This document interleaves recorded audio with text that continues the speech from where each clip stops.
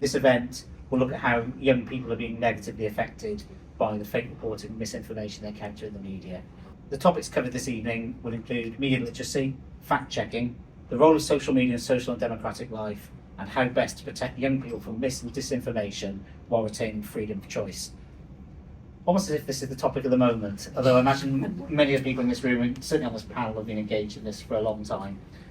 We'll be looking at the work we've done in this field, and crucially we're discussing what more can be done.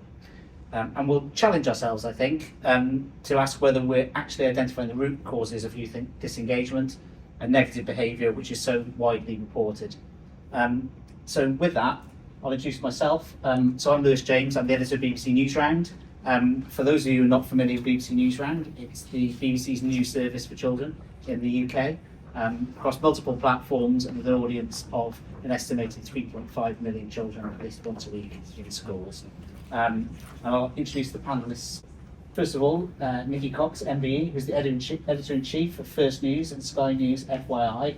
And I'll go outside of order because, very importantly, we're joined by Jeriah Kibusi, who's the presenter at FYI News at Sky Kids.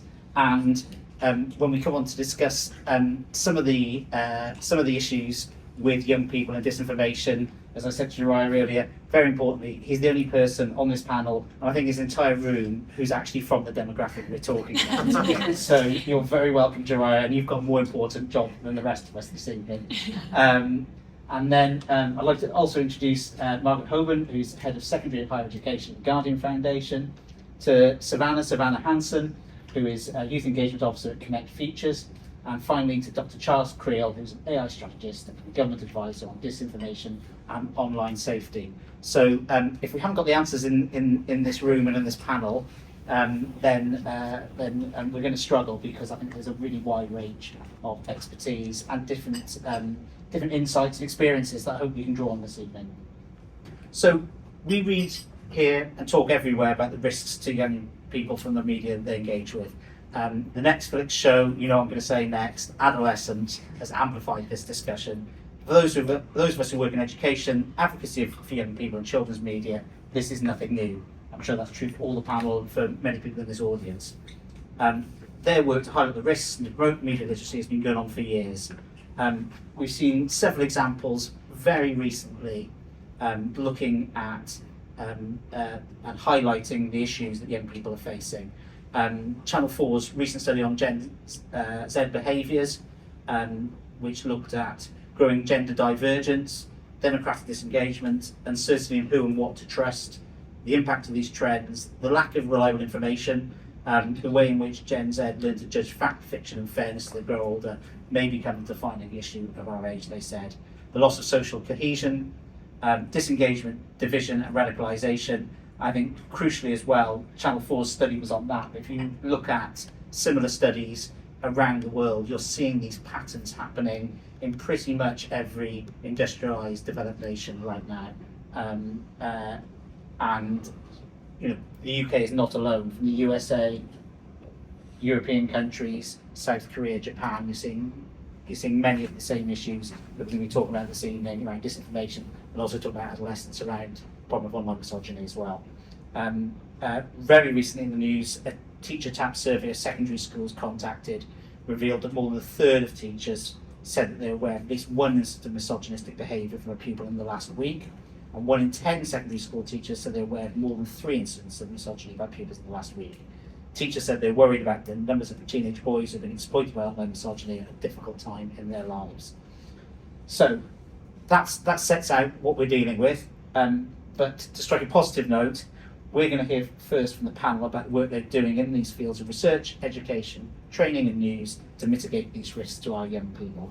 So, to start with, we've got Margaret from the Guardian Foundation. Over to you, Margaret, on your work. Right, I'm going to stand. That's okay. Hi, I'm Margaret. I'm from the Guardian Foundation, and we are an independent charity from the Guardian, and we have 3 aims, which is media viability, voice and agency, and news and media literacy, and it's under that strand that I work. So we have 2 programs. Currently we work with 7 through to 25-year-olds. The program I run is called Behind the Headlines, which runs for 11 to 25-year-olds. where we provide inspirational, hopefully, news and media literacy programs for young people. My colleague Ellie runs our Newswise program, which is 7 to 11-year-olds, which is an immersive news literacy project, and we've won a number of awards for our work too. For us, media literacy is all about being participatory, that it's all about young people working with them rather than for them. And for us to make media literacy effective, it needs to be fun, it needs to be interesting and engaging, it needs to be hands-on and interactive, it needs to be relevant for the lives that they're actually living, and it needs to be authentic, that we're dealing with real news, real issues at the time that those young people are dealing with them. And one of our approaches that I'm going to talk about today is our Media Literacy Ambassador Programme. But across all our programmes, it's all about involving young people in actually producing news and media, that they're involved in co-delivery, and they're also involved in iterating and designing our programmes as well. And why do we do all of this? We believe that that approach actually deepens media literacy skills and resilience to mis and disinformation. But also at the same time, it's about developing young people in terms of transferable skills as well, in terms of leadership, presentation, and teamwork as well. So putting their sort of learning at the heart of it. So we kind of in the Media Literacy Ambassador Programme actually sort of flipped the classroom a bit. So it's all about training 14 to 18-year-olds to teach about media literacy to their peers. People often ask us, why did you start at the 14 age range? Because that's when conspiracy theories are probably the most relevant and active at that age range, when young people are totally independent in terms of their activity on mobile phones, but that is spreading obviously downwards as well. And we train them to actually teach their peers about fake news in an engaging and interactive way. So how do we do that? So the original project started in January 2023, and we aimed not to be in London, so we actually worked between sort of Birmingham up to the N62. And we work with schools where they're maybe isolated, or they've got high levels of free school meals or low levels of literacy. So it's not just a question of we pick the schools, we actually pick the schools where we think we can do a lot of help. So the workshops take place in schools across the day, and we run a fake or Kriel session that I'll talk about in a moment, which runs for 90 minutes, which is interactive and engaging and helps young people to spot fake news and be aware of mis and disinformation.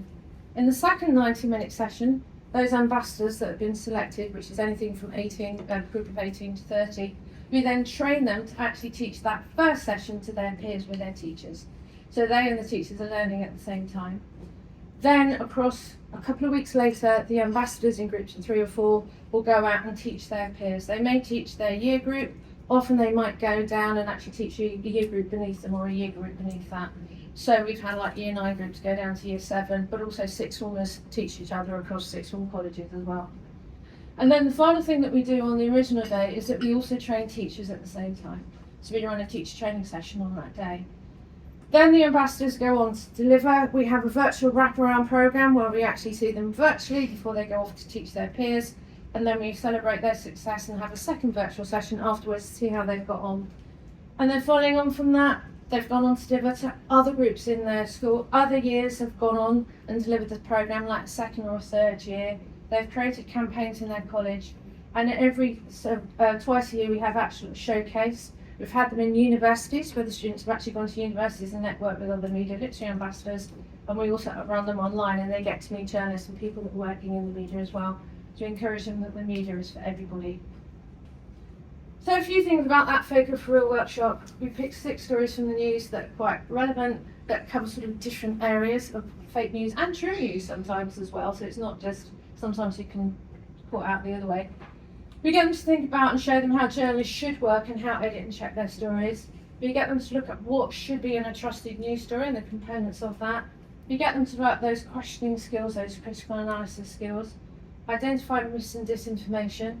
We also cover things like photography, video, deepfakes and AI, and what to look for and what you can actually do to actually check that as well. And then we also talk about lateral reading, which is some work around that Stanford University do, but with horizontal research, where we actually get them to actually research online the way you do across rather than down. All fun and engaging and all sort of creative. They then go on and teach their peers, but just to sort of show that the ripple effects have been quite a lot. They've gone on to talk not only in the subject they originally started delivering it to, but they've gone on to talk across different subjects, including like maths and science. Some of them are on family sessions, some of them will talk to younger children. I was talking about Year 7 transition, which we were talking about. Some of them have done some of the voting in that sort of Year 7 transition. Some of them have made podcasts and films that they've used within the training that they've done with other peers. Some of them have written articles, blogs, and produced a video. You're going to see a little video in a moment. They've created small campaigns about fake news that have been put up in libraries and along corridors. Top one there is Hole 14 to 16 that actually redesigned their whole corridor. They've gone on to train teachers, which they found a little bit daunting, but the teachers loved it and they loved it because they had more information to talk about, they felt, than perhaps some of the teachers might have had. And one college has gone on to produce an art exhibition about misinformation. But also what we've done as a result of that project is we've actually created a teacher guide that's available online on our website so that any school or college can run the programme themselves. There's lots of guidance about how to run it, how to get SLT to actually see the leadership team, sorry I'm being jargony, sign off about it, how to get colleagues on board, what's it all about, and lesson plans and videos from journalists and curriculum links, but all of that is available. The report was done by the National Institute Trust, our external evaluator, and these are just some of the facts, so some of the results from the survey. So it helped increase their ability to test whether something was trustworthy or not online. Interest in news significantly more than doubled. It felt they're more confident in spotting what mis and disinformation was and having those critical questions that they could actually ask. It's my favourite quote. You need to understand what you're doing before you can actually teach others. So again, that's sort of like feeling confident with the material, but also just as important, it developed their sort of communication and presentation skills too as well. And here's a few quotes from teachers. It taught me things, this is from students, it taught me things about if news is true or false. It helps me to tell others and to educate my peers about how not to spread mis and disinformation. I'm more open to news and media because I now trust that I can fact check sources and news, whereas before that I used to avoid it altogether. A couple from teachers, they might think they read something and thought I don't really know if it's trustworthy, but now they sort of enjoy the challenge and think I'm going to find out. And that's brilliant. And then finally, in terms of critical engagement with news, this has had a profound impact. Today, we've trained 1,300 ambassadors and they've gone on to train 7,000 of their peers, and it's still rolling on. And here's some young people talking about it. I feel like I'm able to support and help other young people because when I covered the class to my peers, I think they understood it a bit better coming from a student because they felt a bit more comfortable. I think it's like really effective because I think as a generation we're quite like mindlessly just looking at so much information every day, and being able to teach people to just stop and like think about the stuff that they're like intaking through the media. I think that's like just really like essential and really necessary. What I enjoyed most about the lesson today is like getting together with my partner, going through it, what we will be doing, like, you know, in the lesson when we teach it to other people, and then like practicing it on the board and all that, because I just realised how strong of a voice I got and how actually confident I am. The programme works, and this is what our young people need to be resilient, to cope with, you know, mis and disinformation as we progress into next year.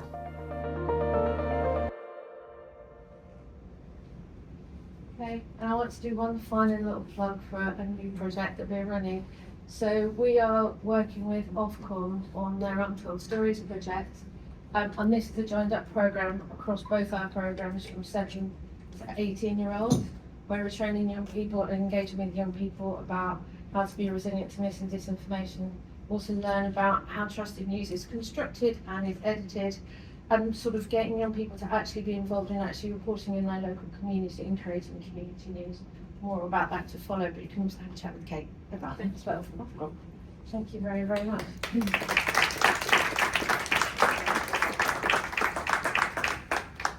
Thank you, Margaret. Next, I would like to invite Nicky and Jeriah to give their presentation about what First News and what FYI News are doing in this space. So I'm Nicky, I'm the editor of Sky's children's news show FYI and the editor of First News, which is the UK's only newspaper for children. which is 20 years old next year, which makes me feel very old. But today, in a world where anyone can publish anything now, our children are growing up in an environment where information is fast, it's fragmented, and it's not always trustworthy. In fact, it's very often not. This is leading to anxiety, to stress and confusion as young people struggle to distinguish between fact and fiction. And this undermines their whole sense of security and stability in the world around them. Smartphones have been a complete game changer. Ownership of phones increases gradually up to the age of 8, when the rate of ownership accelerates to levels that are universal among children aged 12. So this digital world is literally at children's fingertips, and that's a big worry. Right now, we're leaving it to chance what children are seeing and how they interpret it. And childhood influences the beliefs and values we hold on to all our lives. So it's really critical that we deal with this. And every piece of information, and sadly misinformation, shapes children's understanding of themselves and the whole world around them. Unfortunately, as we all know, the digital world is the Wild West. It's a completely chaotic environment. So it's critical we continue to provide places for children to watch, to read, to engage with honest, unbiased news and information that's curated especially for them. And crucially, the most important thing is that discoverability, that children know it's there and that they can trust it. FYI's weekly show goes out on Sky News, Sky Kids, YouTube, and online on First News TV, where it's on demand for all schools, along with the daily news reports, which are also published on Sky News' social media accounts on Instagram and TikTok. We made a big decision to put it where we knew they were. So at least there was some good news content among the other things that they were watching. FYI is peer-to-peer, with all our presenters and reporters being young people themselves, like Jeriah, who's been on the show since he was 11, I think. Yeah, 11. So news isn't just a nice to have for young people. Children have a right to reliable information. And the UN Convention on the Rights of the Child states in Article 17, every child has the right to reliable information from a variety of sources, and government should encourage the media to provide that information that children can understand. And governments must help protect children from materials that could harm them. 196 countries, including the UK, have signed this convention. Interestingly, the United States is the only UN member state that's not ratified the convention, but that's another conversation for another day. So reliable news for children isn't just an option, it's a child's right to have news published that they can trust, with alternative sources for them to turn to. And as adults, if we see something online that doesn't seem quite right, we can turn to the BBC, we can turn to Sky News, to the Times, to ITN to check the facts. But there's very few beacons of trust for children's news, and it's increasingly challenging for us to be heard amid the louder noise made by social media channels, made worse by the way they operate, with a lot of misinformation so easily shared and amplified. So children's media literacy, as we were just hearing, is essential. Yet in a recent survey conducted by First News, although 83% of teachers say media literacy is important, or very important, 61% say it's not taught at their school, and only 5% would feel confident teaching it. And without the skills and confidence to interrogate what they see and hear, children are increasingly vulnerable in a world where information travels lightning fast, algorithms prioritize the length of engagement above anything else, and anyone with an agenda has multiple routes to get content out to an audience. Children who haven't been taught how to navigate today's complex media landscape can fall for misinformation about everything, from politics to their own health. They can fail to realise when what they see is being shaped by algorithms, often reinforcing bias or fear.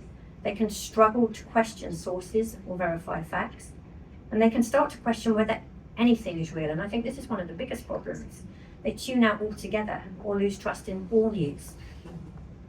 Yet by offering children access to carefully curated information like First News, FYI, and Newsround, they can understand what is true and what's not, They can ask the right questions. Who made this? Why did they make it? And can I trust it? They can navigate social media wisely, both as consumers and creators. They can recognise bias and opinion and realise that two people might tell the same story differently. They can develop their own opinion based on facts, not hearsay or manipulation, and they can become confident, critical thinkers ready to shape the world around them. Both First News and FYI are produced by trained journalists who adhere to strict editorial standards, and our reports go through multiple rounds of checking for accuracy and impartiality. They're age appropriate. While we don't shy away from reporting what's in the adult news headlines, the way we report it is appropriate for a younger audience in terms of the language we use and the images we choose. We include context so that young people can understand not just what happened, but why it matters. One of the most popular strands of FYI is our Fake or Fact, and we include it precisely because it gamifies questioning, and viewers play along and they consider which of two stories is the truthful one and which is fake. And it makes children ask questions, so they learn that everything they see and hear isn't always true. We also have a whole fake news edition of First News, which I nearly called it fake news. A whole fake news edition of First News, which teachers can download for free to show children that seeing can't always be believing. And as well as the daily and weekly news we produce for Sky, we make regular documentaries, and Jeriah was one of the young presenters of our most recent documentary, which plays exactly to the theme we're talking about today. It's called Who's Controlling Your Mind? And it went out on Sky News over the Easter weekend and is being made freely available to all schools as part of an assembly pack when schools return this week. So that's going out to every school in the country. And its purpose is to show children and teenagers the multiple ways they can be manipulated online, with opinions being forced upon them before they've even had a chance to form their own. From influencers, algorithms, echo chambers, advertisers, and people with other agendas. And then there are deep fakes, aren't there, Jeriah? Do you want to talk about what you learned from making this film? And Yeah. So hi everyone, my name is Jeriah Kibusi. I'm a presenter on FYI. So every once in a while we do an FYI Investigates, which is basically like a documentary type thing, which is like 20 minutes, 25 minutes of max. And we do it on various different topics. And this topic, Who's Controlling Your Mind, is all about misinformation, fake news, and deep fake AI, which is why she looked at me because there was a little segment on here that you guys are going to see that they got me on. Now, I thought I knew all about misinformation and all this stuff. I thought as a young person, I thought I was very educated on it. But until I did this show, I thought I knew a lot about it. So maybe we should have a look. Yeah, have a look. And the scary thing is, anyone's image can be used to make a deepfake, and they can be made to say or do anything. Take Jeriah. He's a massive Arsenal fan, so how would he feel if someone made a deepfake of him, saying he loved their biggest rival, Tottenham? I'm excited, are you? I'm very excited. I can't. Jeriah's been told we're about to record some voiceover for this programme. As we watch parts of the show, he has no idea this next film even exists, despite the presenter being him. It's one of the biggest rivalries in football. Arsenal versus Tottenham Hotspur. What? That's not me. And while we're always impartial here on FYI, I just can't help showing some love for my favourite team, Tottenham. I've been a Spurs fan pretty much since I was born. I'm not a Spurs Hey, this is fake. I'm not a Spurs fan. There's only one thing I love more than belting out Glory, Glory Tottenham Hotspur, and that's cheering when we beat our local rival. Look, I don't want to say Arsenal are the worst team in the world, but I couldn't imagine being a fan of them. I don't think I'd ever smile. That's not me. Anyway, as their #1 supporter, Spurs have invited me for a tour of the stadium. I won't be using the front door. I'm going in the VIP way. Check this out.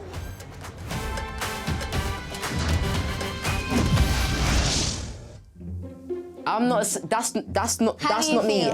Did you know about that? Was this meant to be a joke or something, or?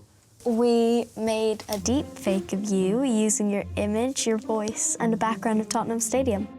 So AI made all of that. It looked like me, it sounded like me, and even my mouth looks like it's mouthing the words that I'm actually saying, but I've never, ever said those words in my life. AI is crazy. Like, it feels so surreal that by just pictures of you, it can create a whole thing, something you'd never say. I had no idea about that. They emailed my mom and they created a whole deep fake of me, so it's crazy how they can create a whole world with just a few seconds of me talking. So it's crazy. Anyway, it's definitely worth a watch, the whole documentary. And yeah, you did documentary. So just a few thoughts to leave you with from us. Teaching children to read isn't enough anymore. We need to teach them to question. And critical thinking starts with credible information. So our content rising to the top is really important because children have got to see it. Children don't need all the answers, they just need to know how to find them and what are the reliable sources. We can't stop the noise, but we can help them understand it. And the last thought I really want to leave you with is that the stories children believe are going to shape the people that they become. So you've got to do something about this. Anything to add? If you have any young nephews, sons, daughters, anything like that, tell them to go watch the show.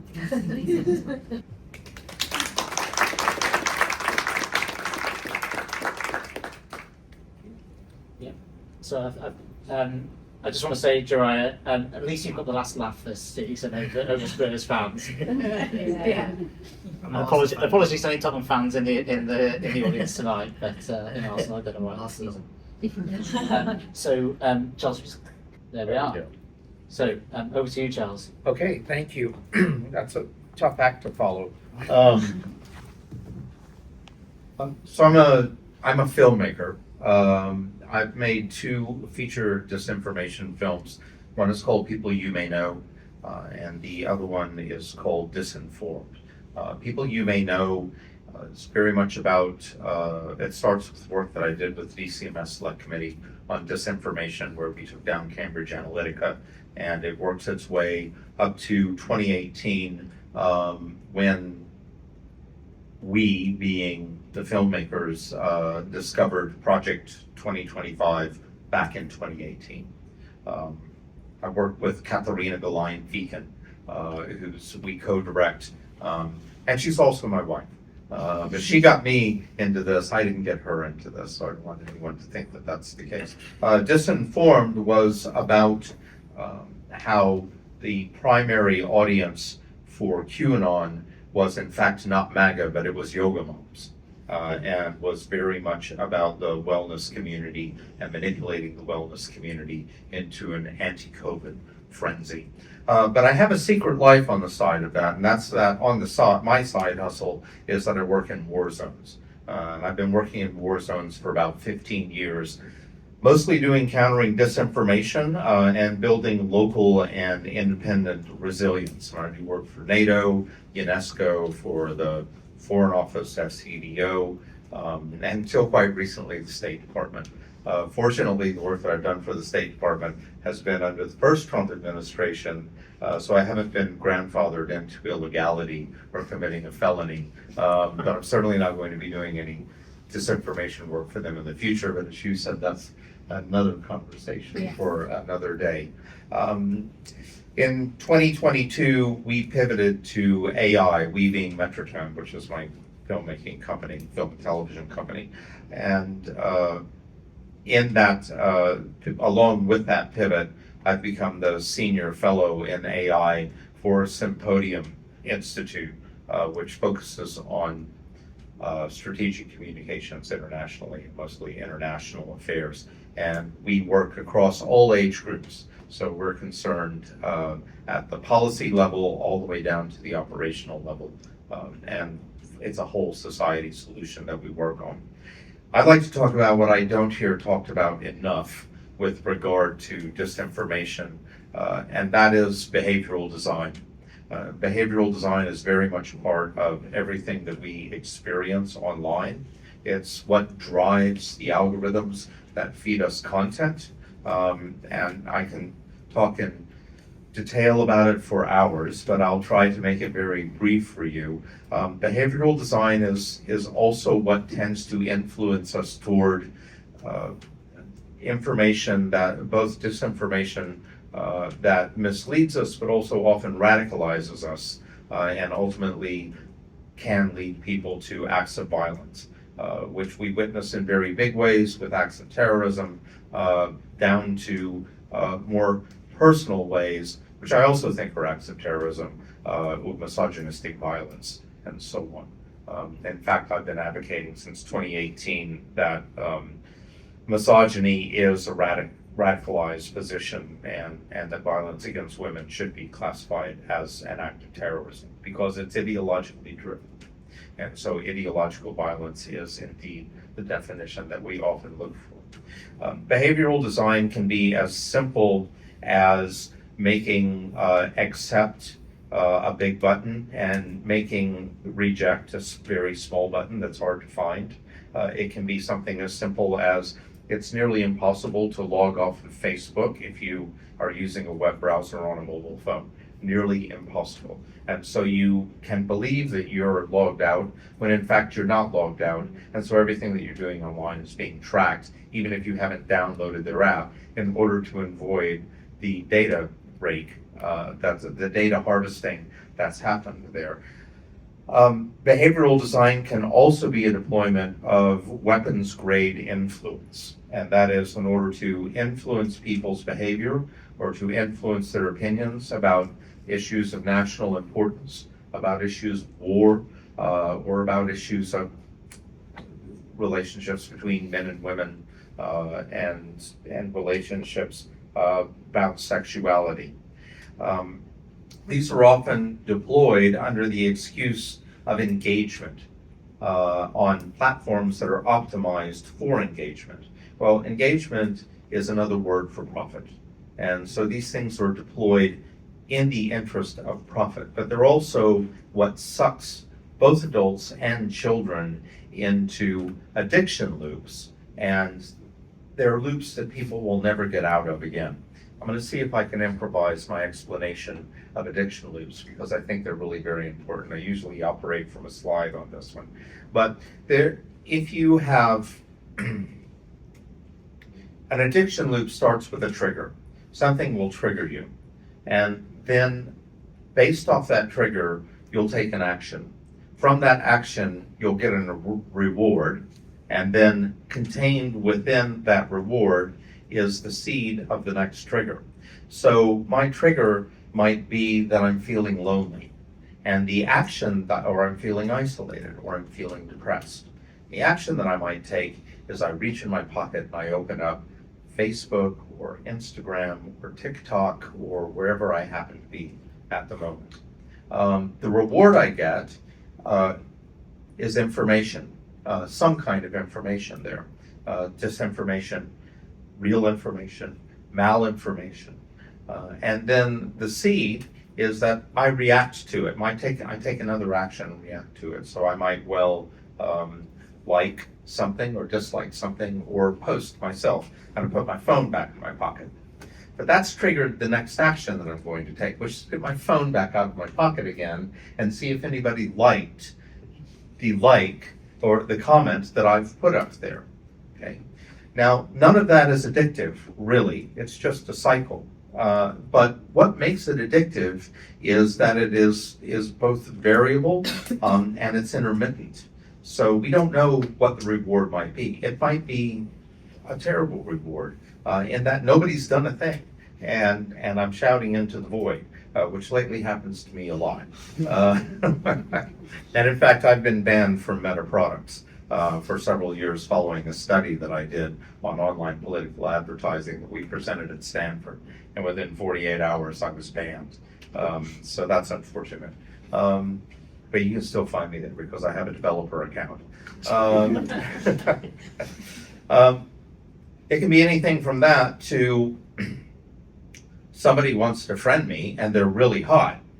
And so that's a really very positive reward. So that makes it addictive, but also you don't know when that reward is coming. And so the intermittence of it makes it incredibly addictive. Now, if you're designing a game or you're designing a platform, what you want to do is you want to wrap those addiction loops around monetization. And if you wrap those addiction loops out of monetization, around monetization or retention, then you're making money. And it's these kinds of loops that we need to be concerned with. And this is the essence of behavioral design, is to design addiction around monetization. And unfortunately, I know what I'm talking about because I wrote a book about it several years ago when I was dealing with monetizing games. So I have paid the price for that by becoming a SPAD against disinformation. These systems specifically target people, especially in social media websites, who are vulnerable.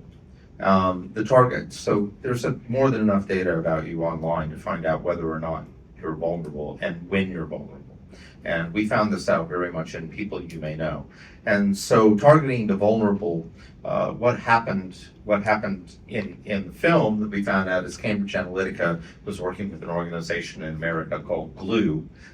They were funded by a far-right coalition of NGOs. And they found out how to target people who are addicted, who are grieving, who are socially isolated, or who are under pressure. So basically, people suffering from mental illness, and all of us suffer from mental illness at some point or another in our lives, or at least being mentally vulnerable. And then those people are targeted with ads, and those ads are there to drive people toward radicalization and toward ideological shift. And this happens with children as well. And we see it with, let's take Andrew Tate, for example, and driving young men toward misogyny. We also see it in spaces where it's not necessarily advertising, but it's just straight up design, like the recently deceased 4chan. There could be nothing but good in this world that 4chan is gone, except it was brought down by another group of incels. So it's not really a better space that we live in now that it's gone. And it leads towards radicalization on a snakes and ladder path that ultimately ends in violent action. Now, not everybody gets radicalized, and not everybody ends up in violent action, obviously, but people are radicalized more than you might think. And I would point to the American election, but again, let's talk about that another day. By the way, I am American, but I've been here for 30 years, so I should get an exemption. I'm just asking for one, please. AI amplifies all of these problems. I mean, AI is at the essence of this problem because it's analytical AI that is driving algorithmic selection of the information that you get. But also now we're in a situation where AI befriends kids. It befriends grown-ups, and it befriends people who are vulnerable. I see stories online all the time about people who have the elderly who turn AIs into their companions. The kids who, and my daughter, I have occasionally let her use ChatGPT, and she'll go off for 2 hours and talk to it. And then I go review the transcripts. That's not the way it should work, and I learned my lesson quite quickly.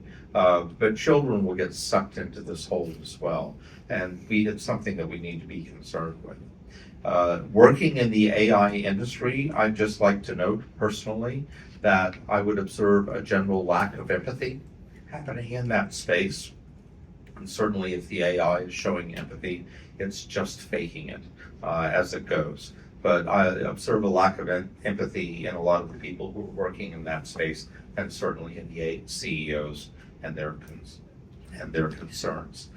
I'd just like to say one last note on the AI front, that AI is coming for Google. Perplexity has just announced that. They've been very, very clear about it, that they're building a browser, and they're moving into the space of harvesting data and in order to provide targeted ads across anyone who's using data, using the browser. They want to collect data on everything that people do. I know people inside of a couple of different AI platforms, and they're all doing the same thing. So they're coming for Google, they're coming for search, they're coming for marketing, they're coming for advertising, and they're going to eat it all. We need to be prepared for that.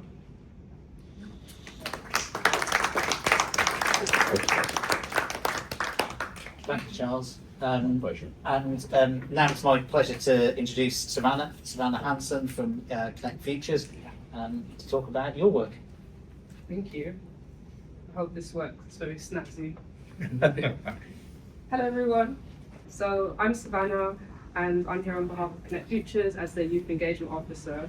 And yeah, I'd like to basically make the case for digital citizenship, and I'm going to use a couple of examples by doing that. And I'm talking about digital citizenship as an extension to media literacy. And then at the end, I'm just going to share a few thoughts based on the work that we've been doing at Connect Futures, some of the things our team have experienced and want to open up the conversation about. So, first of all, who are Connect Futures? Well, we're an organisation that was established in 2012. We're based in the heart of England, also known as Birmingham, and we're a group of academics and practitioners working nationally and internationally. And the research that we do informs the training that we deliver to young people and professionals about topics like hate, so a lot of things we've been speaking about today, misinformation, fake news, misogyny, and so on. So, before I dive in, can I ask you all a question? It's one that we've been asking young people across the country who are partaking in the workshops that we do about the riots that happened last summer in response, after the Southport murders. So, what percentage of the UK population do you think are Muslim? And I'll explain why in a second, but just shout any estimates, looking for a percentage. 4%. 4%, okay. Any other? 4? 8, okay. So you're not far off actually. It's 6.5%, at least according to England and Wales. And I'm asking you this because, well, in a Leeds college, one of our facilitators was speaking to students and found that a lot of students were sharing misinformation and far-right type content from figures like Tommy Robinson that you've probably heard of, and justifying it with false statistics about the Muslim populations. And so our facilitator asked the very same question and said, how many do you think actually are? And a lot of the numbers like 30%, 50%. And so what we've realised, it's really important that when we're going into these spaces, we have to meet young people where they're at. We have to really evaluate what the perceptions are. And then from there, we can't assume that we're coming from the same information landscape. But even when we do that, unfortunately, a lot of students still stuck to their stance and also were still happy to share misinformation and didn't really care that it was false because it resonated. So just another situation. During a workshop, this time with primary school age students, we found that when asked, what would you do if you saw something worrying online? A student raised their hand really confidently and said, I'd tell my mum and my brothers. And the facilitator says, great, that's a great response, right? The correct answer. But speaking to this young person one-on-one, we later found out that the adults that they were referring to actually weren't safe sources of support at all. They held quite harmful views that if they had gone to them about the subject matter that we were discussing, probably could have pushed them further down that direction. And so, what do we learn from these experiences? First of all, these instances I'm talking about, they're not isolated. This is something we're observing across the UK through the work that we're doing. And one of the first things is that truth alone doesn't change minds. A lot of young people are still willing to share misinformation, and I'm not saying this is exclusive to young people, but when it's entertaining, when it's charismatic, it's counterculture, it's very appealing. Secondly, online and offline worlds are kind of disconnected for young people. A lot of the time they see them as separate and really underestimate how misinformation can shape their real world thinking and actions. And thirdly, support systems aren't always safe. I think a lot of the time in media literacy education we're assuming that young people do have access to safe adults and can also identify safe adults, which, technically if you're hearing views at home that are being normalised by figures online, it's hard to figure out who is the right person to speak to. This is just an example of something that a young person was writing that was posting a lot of things on Snapchat, and it was really interesting what she thought would make a good partner, for example. This raises some key questions. Firstly, how do we stop young people from spreading harmful misinformation even when it resonates? How do we bridge and make sure young people understand that the online and offline world are separate? And finally, how do we help young people to identify safe adults and sources of guidance? So that's where I think digital citizenship should come in. Now, media literacy, the panel have excellently explained why it's incredibly important. And what does it mean to be media literate? It means that you understand how platforms work, you can maybe sense how a narrative is created, algorithms. You can identify a deepfake AI, at least for now, and that you basically have a good understanding of when something isn't true. At least you're trying to, right? And you're aware of that. But I think something people forget is that toxic influencers online are media literate too. If anything, more so than a lot of us, because they're using that tool to manipulate people, to exploit people, and to create content that's harmful.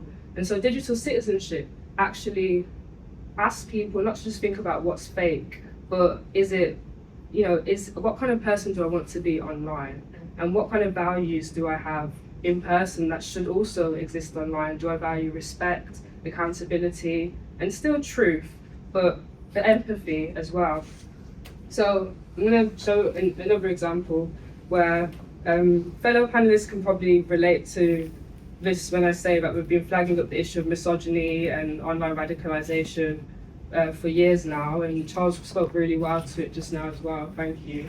But it is important that this conversation is happening as it is, because today's boys are tomorrow's young men, and increasingly people are looking to online internet spaces to find answers to very valid questions around health, identity, belonging, and relationships. But what you will find is that, unfortunately, depending, with algorithms and so on, these spaces can quietly shift from being very empowering and supportive to actually being very harmful and normalizing misogyny and hate. And it can even lead to rabbit holes where you have spaces that are normalizing self-harm and violence to others, especially women in this case, when we're getting in black pill incel territory. And so digital citizenship, what role does it play here? It's about spotting that turning point. So not just saying, oh, is this true and does it feel true, but also is this rooted in the kind of values that we're saying we value, like respect, kindness, openness. And this then provides some kind of incentive for what your actions should be. Do I just ignore it and I'm a passive bystander who's just observing, or do I respond? Do I tell my friends about it? Do I, and if I respond, how do I do that safely? And also thinking about, again, back to the thing of adults, who can I go to decide what the best response is? And is this an adult who also exhibits these values that we're saying we care about in society? And actually as well, we're doing a workshop. We're doing workshops across the country, specifically in East Birmingham with Ofcom. And what's really great about this is that this is an opportunity to help young people not just kind of be scared of the online world, but to see how they can create positive content that they can put out, because young people are going to use digital resources, right? And so how do we make sure that they're doing it in a way that is positive and meaningful and contributes to creating a safe and positive environment? So,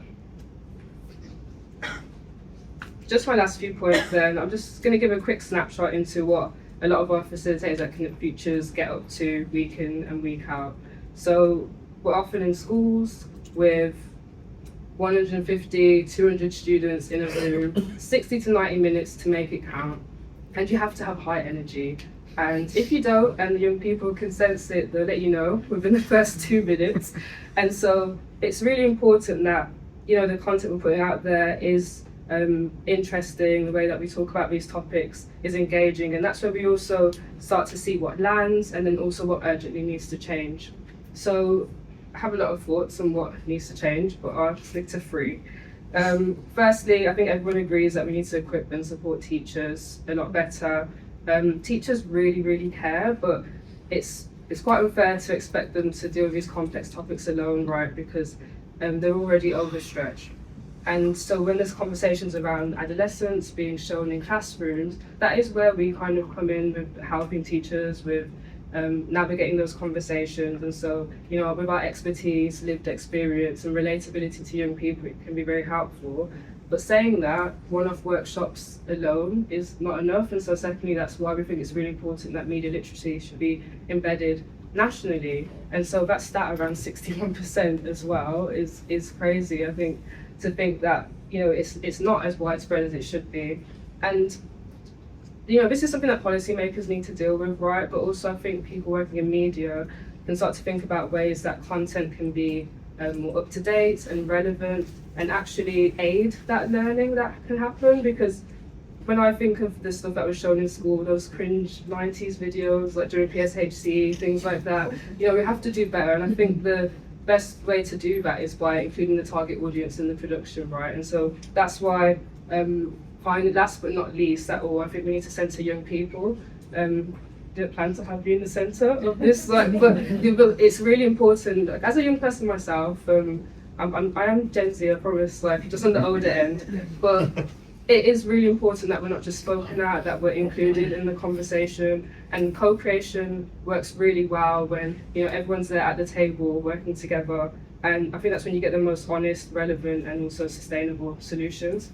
And so that's also a little plug why I'm setting up West Midlands-based youth advisory board at Connect Futures, where we're really taking it seriously, embedding youth voice in every stage of our work.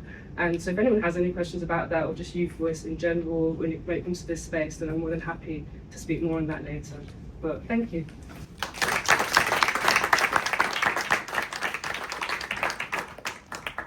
Brilliant, Savannah.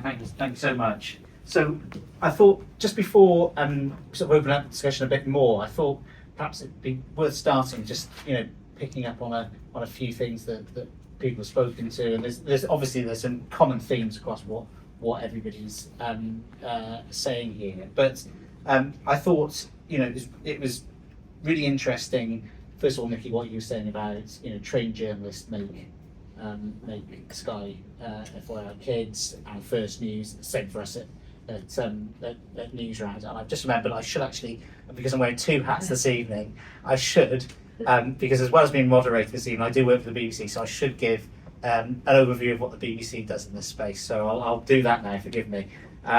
So I'm going to try and give, as I said, bird's eye view, and try and give some idea of the kind of breadth and scope of what the BBC does in both the misinformation, disinformation, malinformation area, but also some of the things that Savannah was talking to about misogyny as well. And looking at that. So I'm going to start off with something that looking at BBC Education and a few projects that they run. Something called Other Side of the Story, which is aimed at 11 to 16-year-olds run by the BBC Education Department. And this is looking directly at misinformation alongside with Bite Size. And they provide face-to-face workshops in schools for kids in some of the UK's most deprived areas, focusing again on media literacy, misinformation, critical thinking. They've reached 14,000 young people from lower socioeconomic backgrounds since 2022.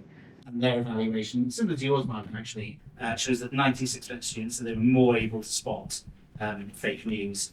93% said they had a better understanding of bias and bias reporting, and 90% said they had a better understanding of disinformation after taking part in our workshops. And alongside that, there's a regular flow of topical content on Other Side of the Story, and it's grown. It's launched in 2022. They're primarily making content for their platform, also TikTok and Instagram. Good news is the workshop outreach will continue in 25-26. Talking about some, I'll come back to some more news-related content in a moment for the BBC, but talking about some areas that are not news-related. But BBC Three has commissioned a series from BBC Children's Education called Crompton. Crompton chronicles the lives and journeys of a group of young people living in a thriving multicultural community in a fictional urban housing estate as they navigate the complexities of social politics, peer pressure and identity while trying to forge a place for themselves in a world full of possibility and littered with danger. And I'm going to add my own little bit in here, which is that I think it's a really interesting drama, Crompton. We may come on to this a bit later, but I think it focuses on demographics that potentially aren't seen very much in the media currently, and an age demographic in particular aren't seen that much.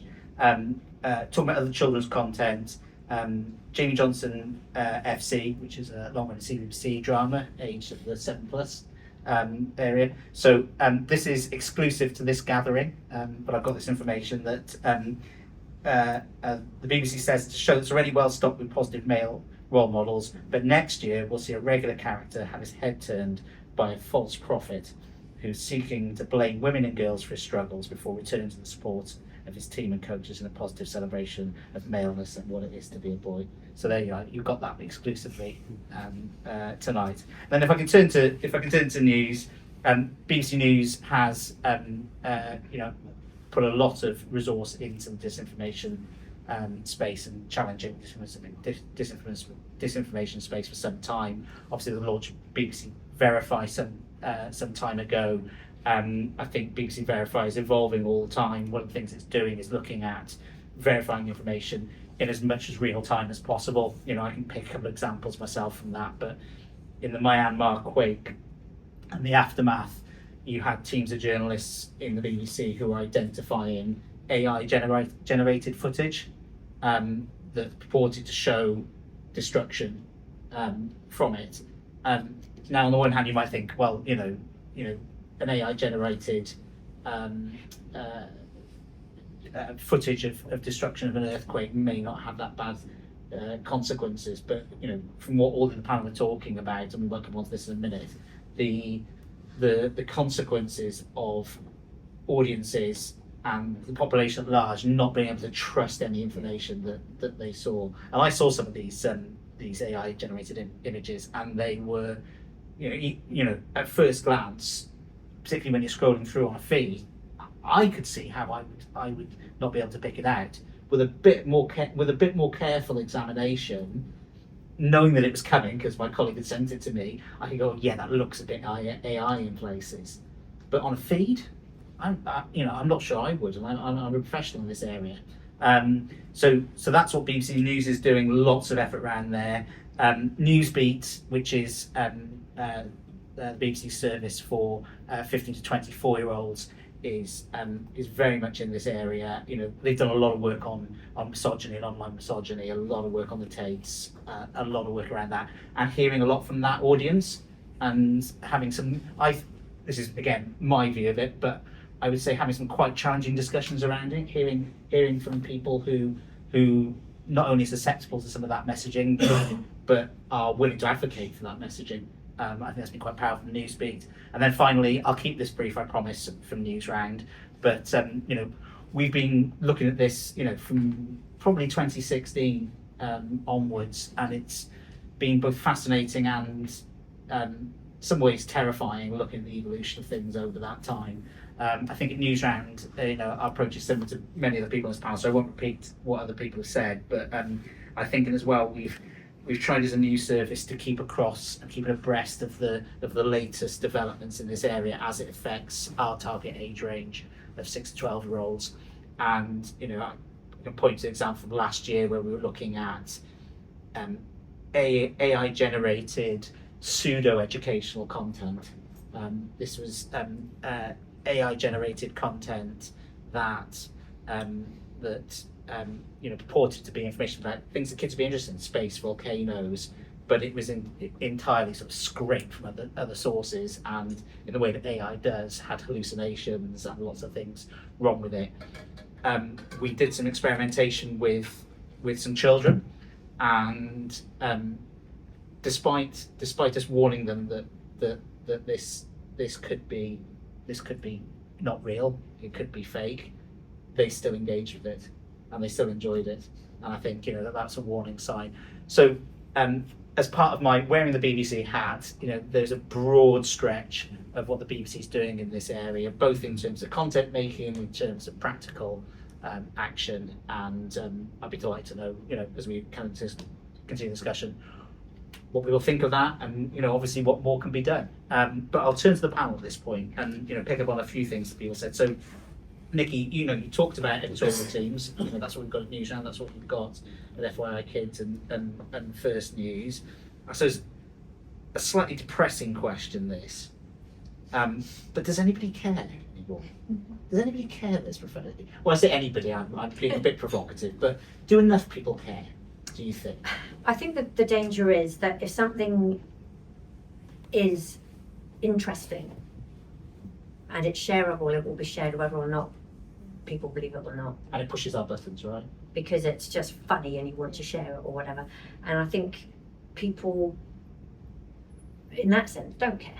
if it's an interesting bit of information, they just want to share it with their friends.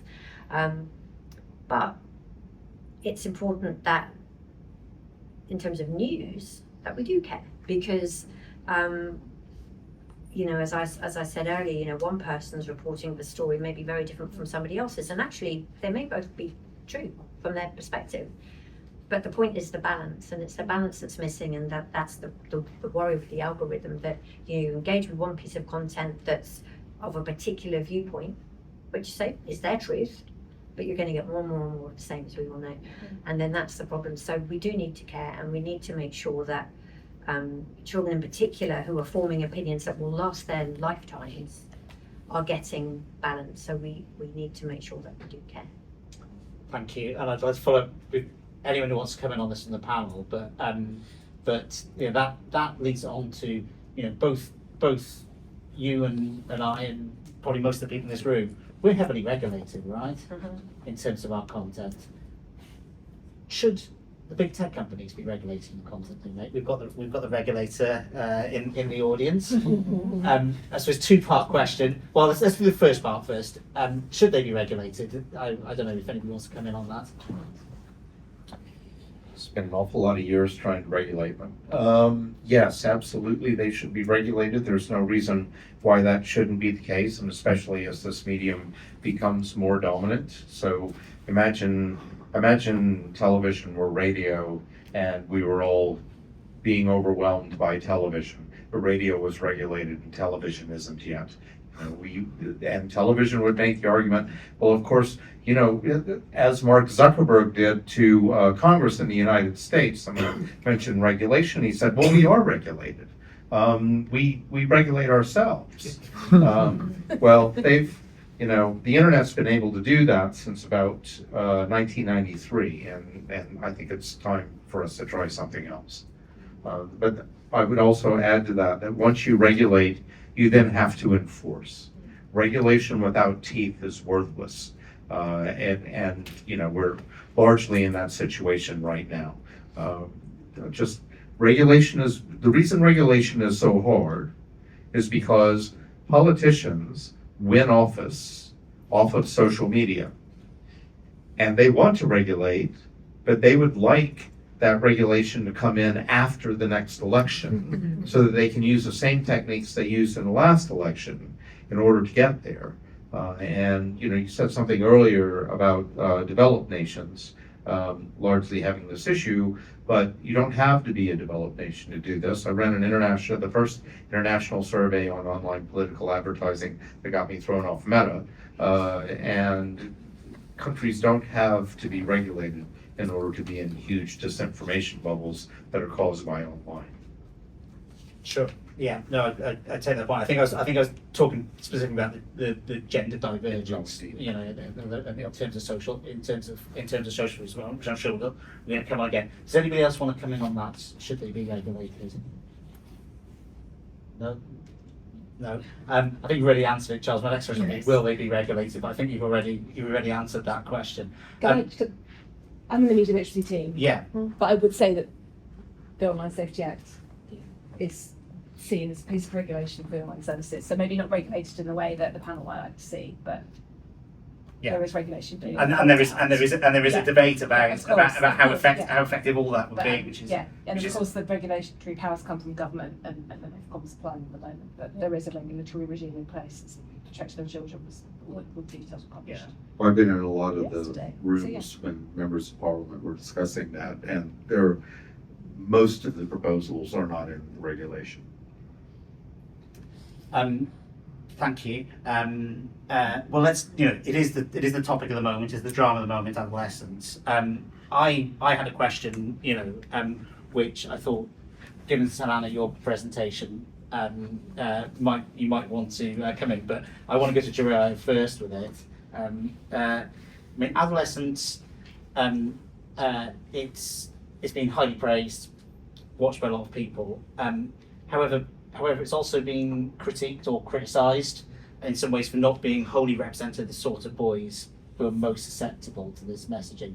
I mean, I'll ask you, Jeriah, did it ring true to you? Did the conversation around it ring true to you from your experience? I feel like many young boys around my age, they go through so many different experiences and troubles that they sort of deal with. But I feel like a lot of my friends a lot of my friends have in my own sort of situation. A lot of my friends could relate to some experiences that what's his character's name? Jamie?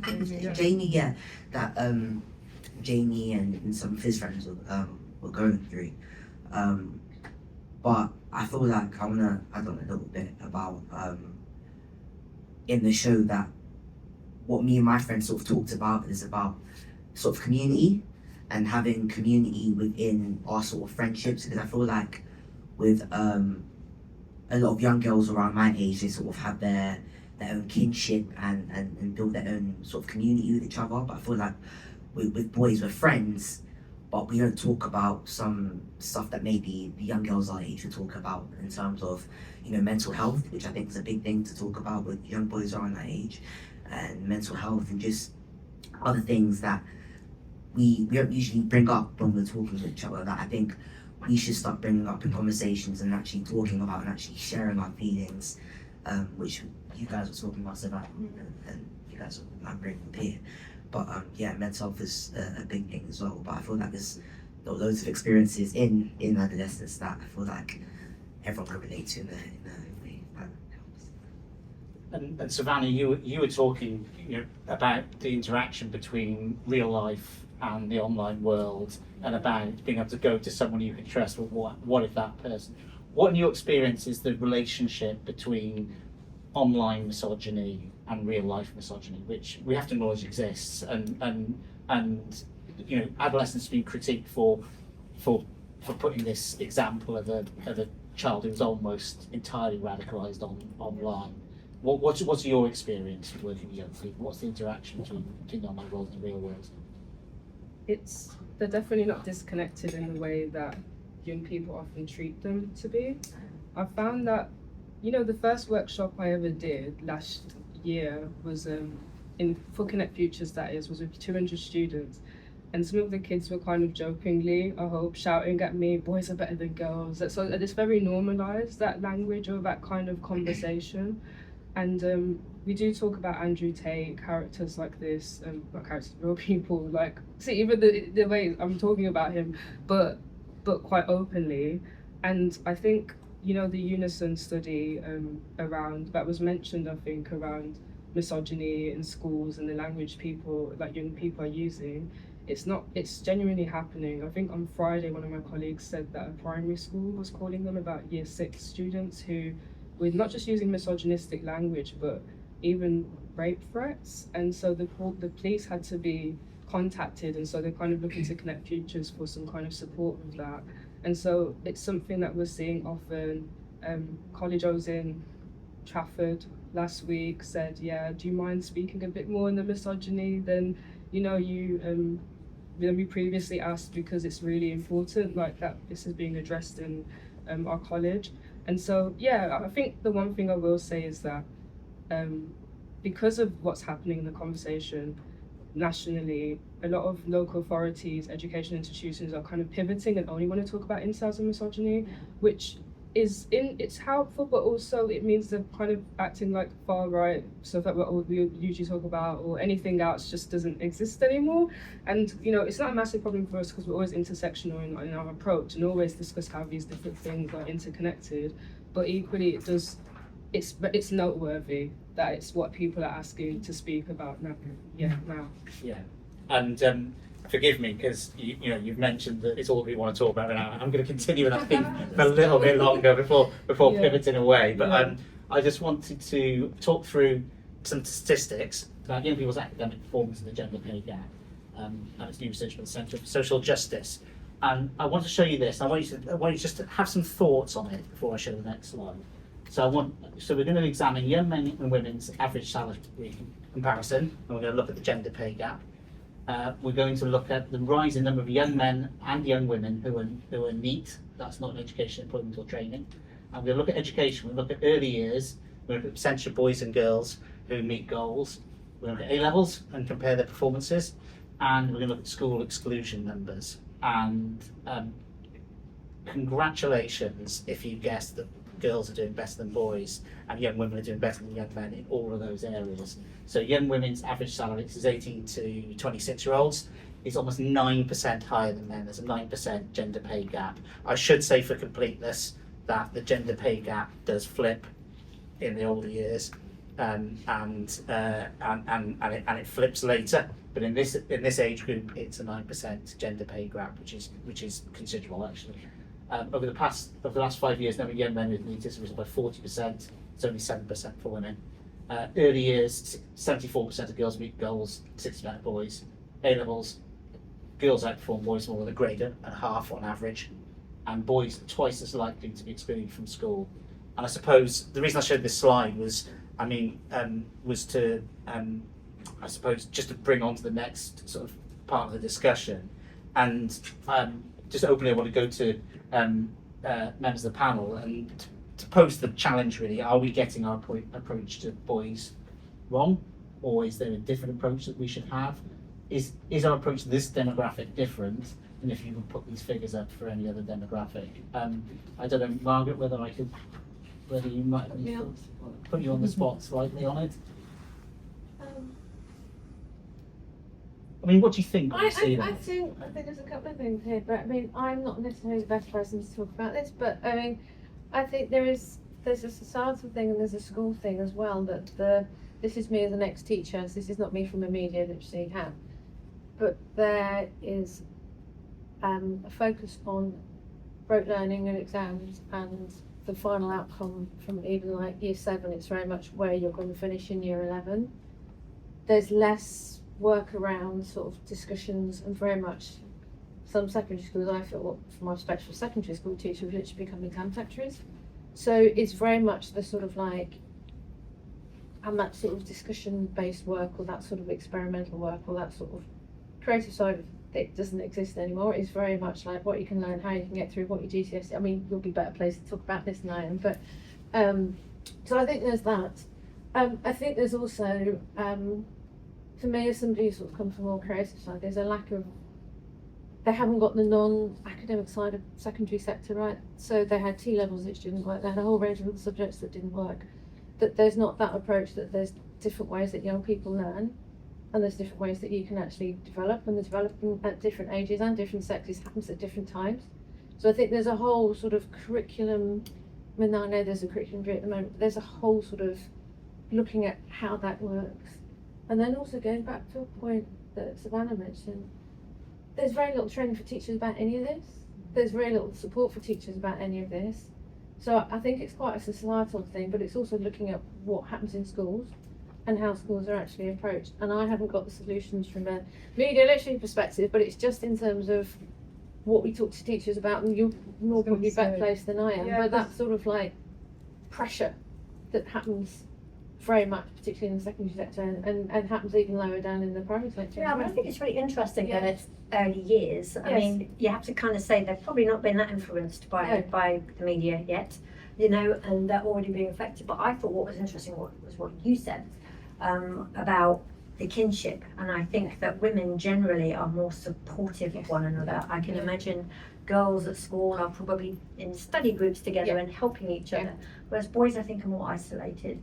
And I don't know why that is, and I don't know whether that's ingrained from the beginning, whether it's just innate, but how do we help boys to be more of a community with one another and more supportive of each other? I feel like having more sort of, not one of like group sessions with just the boys, talking with, you know, people who have experienced the sort of experiences that a lot of other young boys my age are going through, and just having those group sessions and just really just talking about stuff like this, really just talking about mental health as well.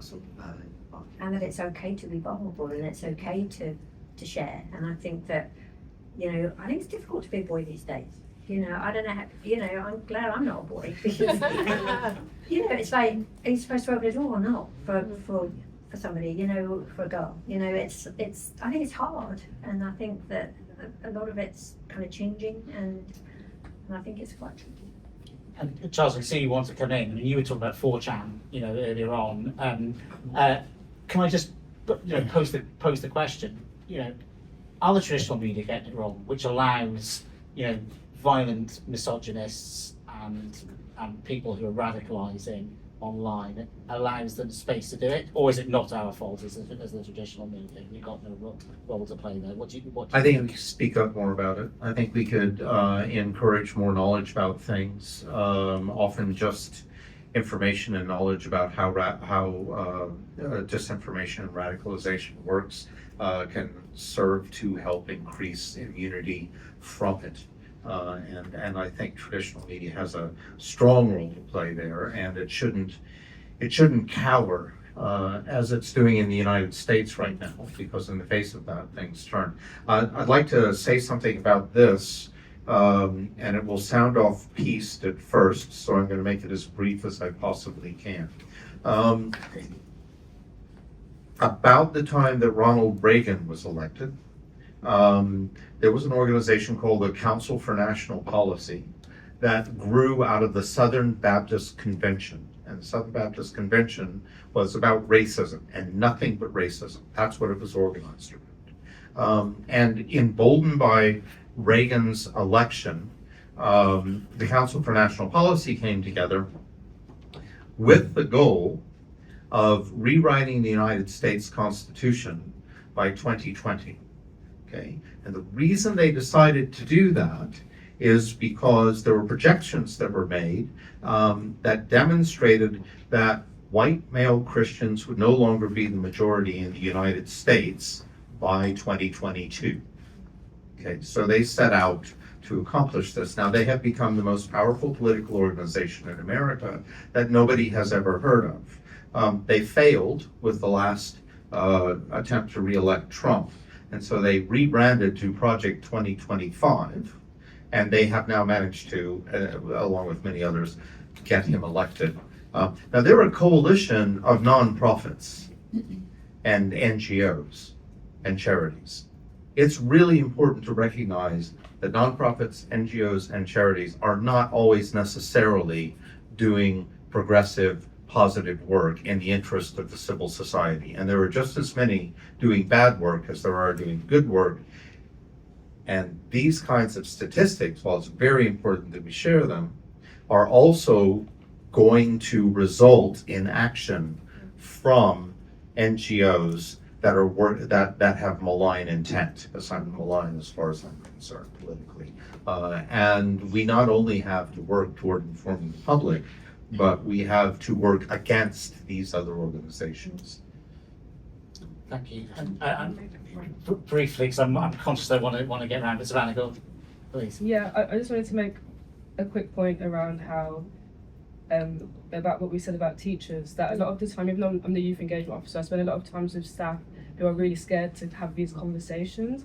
And so I think there's something around empowering staff to not feel like they have to be experts on all these like scary issues that we're talking about, but maybe just be good facilitators. And I think as well around like the spaces where can young boys actually meet without, let's be honest, being criminalized, because in Birmingham there's a dissemination of youth services spaces. Like I don't really know where we can go to have these conversations, and so schools are often the only place. And so that's why it is really important that staff don't wait to be experts to conduct these conversations. And really interesting. Even what we said earlier about what kind of messaging are boys being given, how do you be successful today in a way that isn't toxic, unfortunately, is the language that's used. And is there messaging around nursing, like can boys be nurses, can boys do these things that are stereotypically seen as feminine roles in the same way that women have been empowered to do roles that are stereotypically masculine, and kind of neutralize those spaces.